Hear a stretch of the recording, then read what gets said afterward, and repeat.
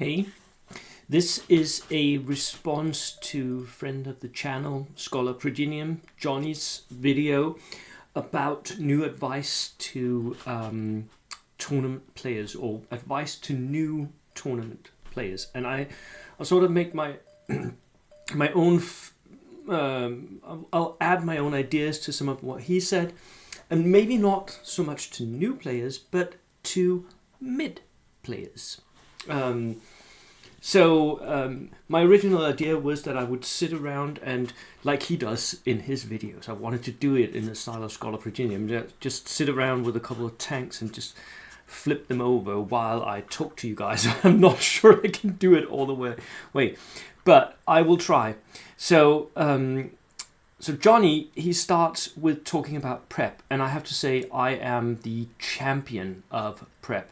Prep for me in my tournament career has been one of the most essential things that I feel like has catapulted me to some success.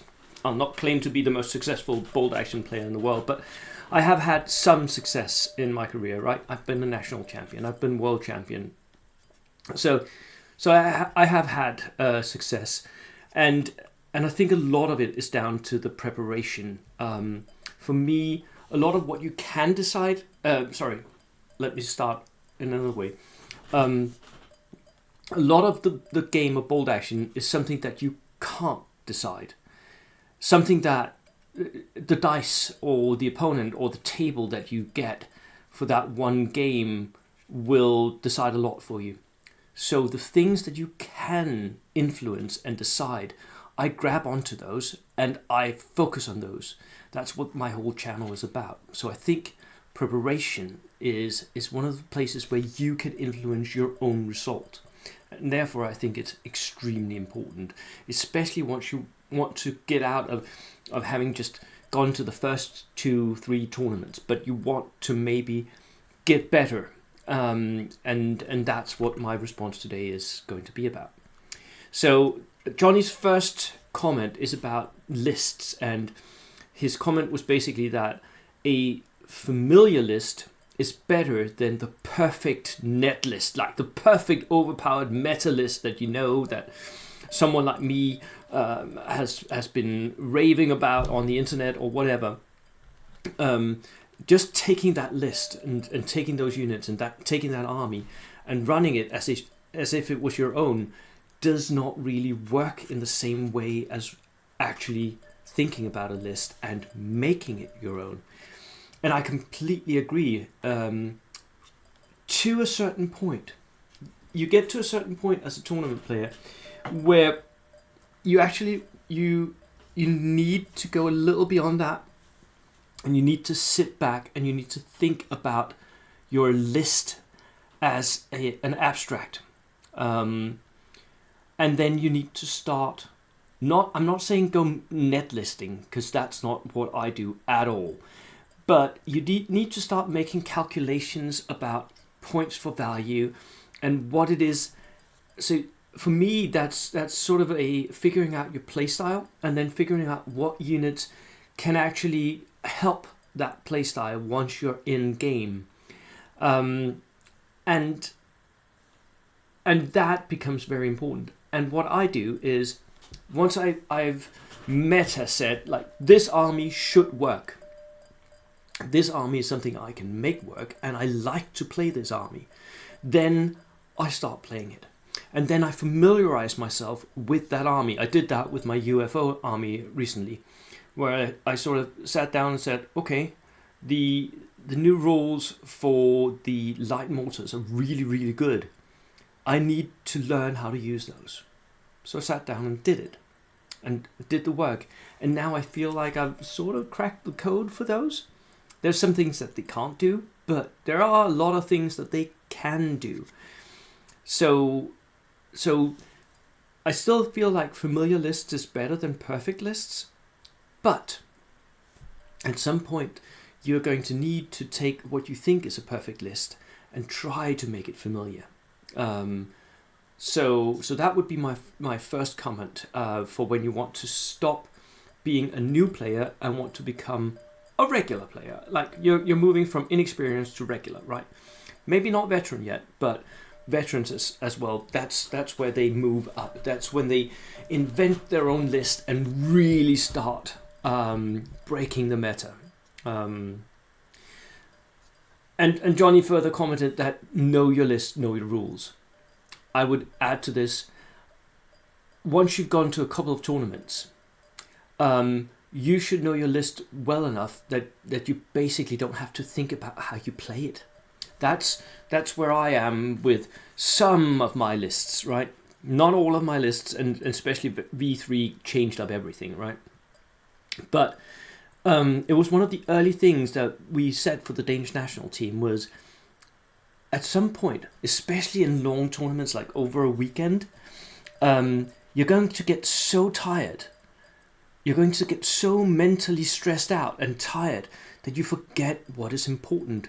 And at that point, you should be able to play your list on autopilot.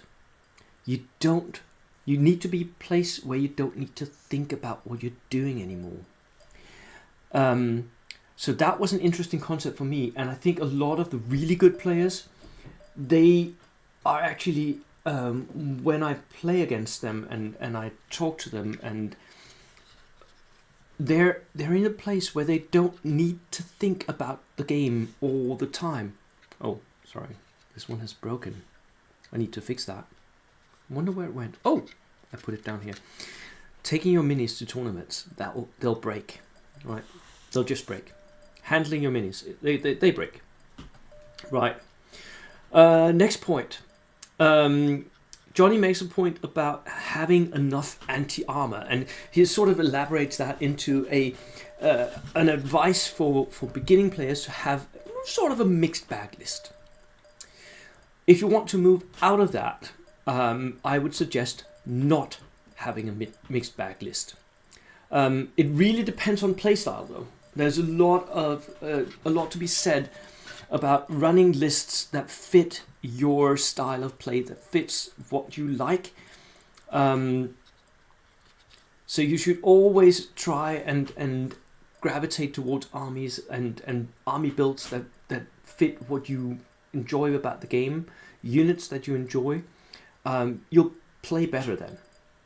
But at the same time, V3 really has lent itself well to spamming units, and therefore also to very skewed lists. That's at least what I'm seeing right now, right? So right now I am seeing armored lists as having an extra edge in tournaments. The first thing that I thought would really dominate was gunline lists, and they did to a certain extent, but we haven't seen them win tournaments yet, and that's because a gunline list is really difficult to win a tournament with. But they did dominate for a bit there, so we'll see what happens in the coming tournaments. But I think that one thing we can say is, with the amount of armor that you can take in V3, and we already know that armor was really good in V2, like armored platoons, tank platoons, were in many tournaments not allowed because they were too good. You should take advantage of that if you want to move from being a middling player, beginning player, into the upper brackets of players. Get yourself a lot of armor. And maybe the right types of armor as well, right? So the flexible lists that Jonny talks about, the mixed bag, yes, for beginning players, that is an awesome advice. But at some point, they will start holding you back. Once you get to a point where you want to win not just games, but you want to maybe try and end up in the top 10 of a tournament or something like that, you are going to need to look at your lists. Maybe the mixed bag lists will be good enough to bring you there, but they may not be. It all depends on how the meta unfolds and how your playstyle is. So that's a sort of an addendum to that. Jonny also adds that at a tournament you will meet new and unfamiliar lists, rules that sort of surprise you. You will be surprised, and that I think is one of the things that separate inexperienced new players, rookies, from regular or veteran players. Regular veteran players has tried a lot more, and there really is no substitute for that. Go out and play games. It's the only way that you'll increase in veterancy. It's the only way that you will gain the experience that's necessary to know, once you see something, what is this going to try and do, right? I think that is one of the reasons why I am relatively successful at doing list reviews for people, because I can fairly easily see, just reading a list, what this list is trying to do, right? That's the veterancy playing in there. I know what this list is trying to do because I've seen it so many times, right? I've seen it play out. So play a lot of games. And Jonny makes a point about reading the rules. We could all use that. So I should make a point, me as well, to reading the rules once in a while. Not every month, but once in a while. Just sit down, read a couple of rules, because you always get surprised. Like last game, I had missed completely that at point blank range, heavy weapons, including autocannons, get a +1 to penetration. Which is a nice little bonus to my autocannons, by the way. And Jonny made a video about why autocannons are great. This is one of the reasons they're great, right? They're really good in V3. So yeah, those were his comments about preparation. For me, I would make one extra comment, and that is just play games going up into the, that's all set, right? You're testing your list out, you're making sure that it all works, but also read the missions, make a plan. That's part of preparation for me. Make a plan for each mission. How do I want my army to play this mission? Because at the end of a long day, you'll be tired, you'll be stressed out, you'll be tired, and you're going to sit there and have to make a decision. Am I going to outflank in this key positions mission? And you're forgetting what's good, and you're losing your idea of the opponent's army, and everything is just messed up. That is when you need your plan. You go back to your notes, you look down, and you say, right, for this mission, I wanted to reserve my my tanks, and I wanted to outflank my anti-tank assets, whatever, right? But you've made that plan. That is also one of the things that separate the inexperienced players from the really good players.